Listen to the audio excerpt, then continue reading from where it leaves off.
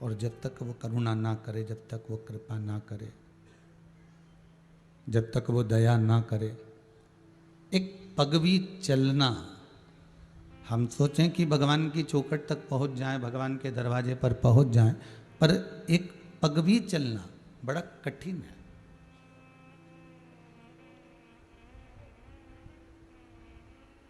सुख दे रहा है तो वही दे रहा है, और दुख दे रहा है तो वही दे रहा है।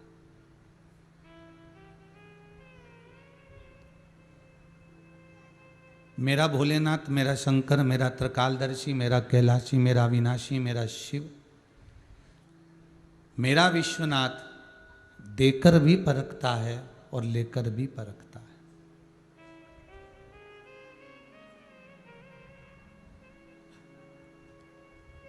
आपको वो दे भी रहा है तो देकर परखता ये है कि ये भगवत भजन में लगा है कि नहीं लगा, ये स्मरण कर रहा है कि नहीं कर रहा, ये नाम कीर्तन नाम जाप में डूबा है कि नहीं डूबा है, वो दे के भी परख रहा है। और लेने के बाद भी वो परखता है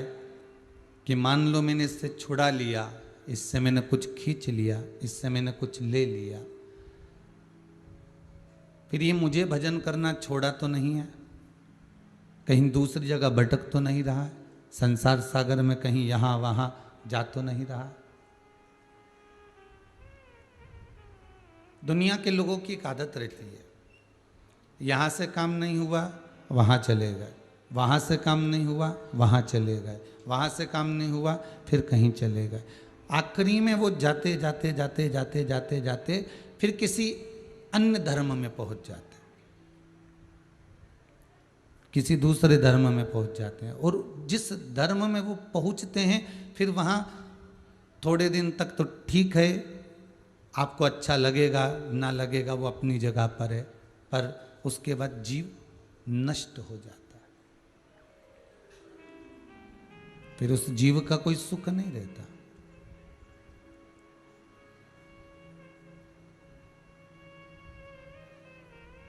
हिंदू धर्म को छोड़कर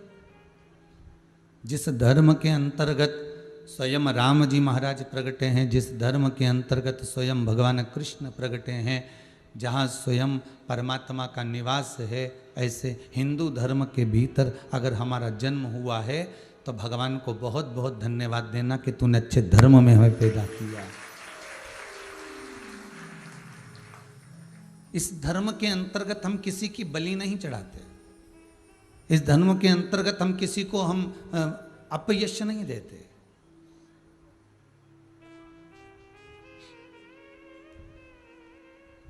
इस धर्म के अंतर्गत हम दिन रात भगवान का भजन करते हैं, स्वयं भी करते, स्वयं भी जप रहे हैं और हम दूसरे को जपाने का मौका भी दे रहे हैं कि आप जपो, आप भजन करो, आप कीर्तन करो, आप नाम जाप करो, आप मंत्र जाप करो, आप स्मरण करो, आप भगवान की भक्ति में डूबो।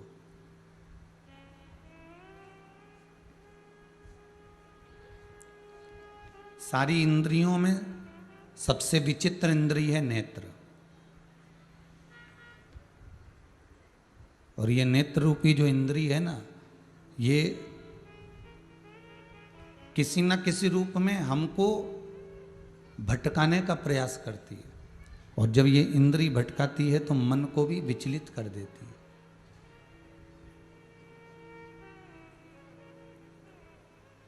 थोड़ी देर आप मंत्र जाप में बैठे हैं, भगवान की कथा सुन रहे हैं, भगवान का स्मरण कर रहे हैं, भगवत नाम में डूबे हुए हैं, भगवत नाम कीर्तन में डूबे हुए हैं, चित्तवृत्ति आपकी परमात्मा में लगी हुई है। थोड़ी देर तक लगे लगे फिर ये नेत्र कहीं और भटक गए तो फिर कथा में मन लगेगा।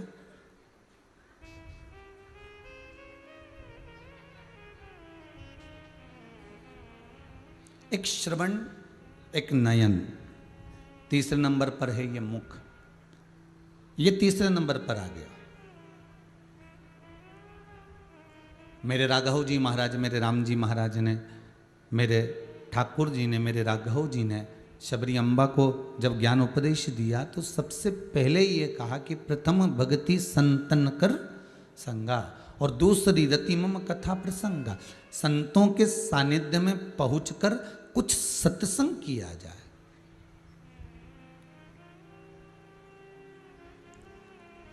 संतों के सानिध्य में पहुंचकर कुछ दर्शन किया जाए। और जब संतों के सानिध्य में पहुंचकर हम दर्शन करते हैं संतों का, तीर्थों का, भगवंतों का, भजन का, स्मरण का, हम जब भगवान का दर्शन कर रहे हों, संत का दर्शन कर रहे हों, तीर्थों का दर्शन कर रहे हों, तो व्यक्ति के आधे पाप तो यूं ही क्षीण हो जाते।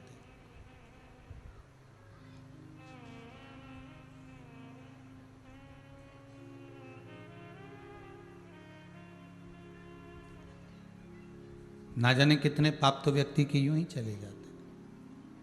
और जब दर्शन मात्र कर लिया तो अब गुरु के जो शब्द हैं उसको श्रवण किया जाए। वेदों के जो शब्द हैं, शास्त्रों के जो शब्द हैं, उनको हम श्रवण करें और परमात्मा को अपने भीतर उतारें। एक नयन, एक श्रवण, ये परमात्मा को अपने भीतर उतारने का एक बहुत सुंदर भगवान ने एक लक्ष्य निश्चित कर दिया है, कि एक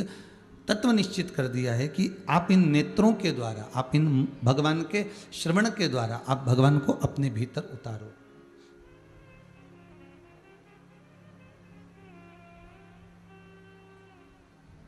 पर हमने ये दोनों इंद्रियों को बेकार कर लिया कि नेत्र दिए रे तूने दाता बन कर, कभी नहीं दर्श कियो, दयालु मैंने अवगुण बहुत कियो। श्रवण दिए रे तूने दाता बन कर, कभी नहीं सत्संग कियो, दयालु मैंने अवगुण बहुत कियो।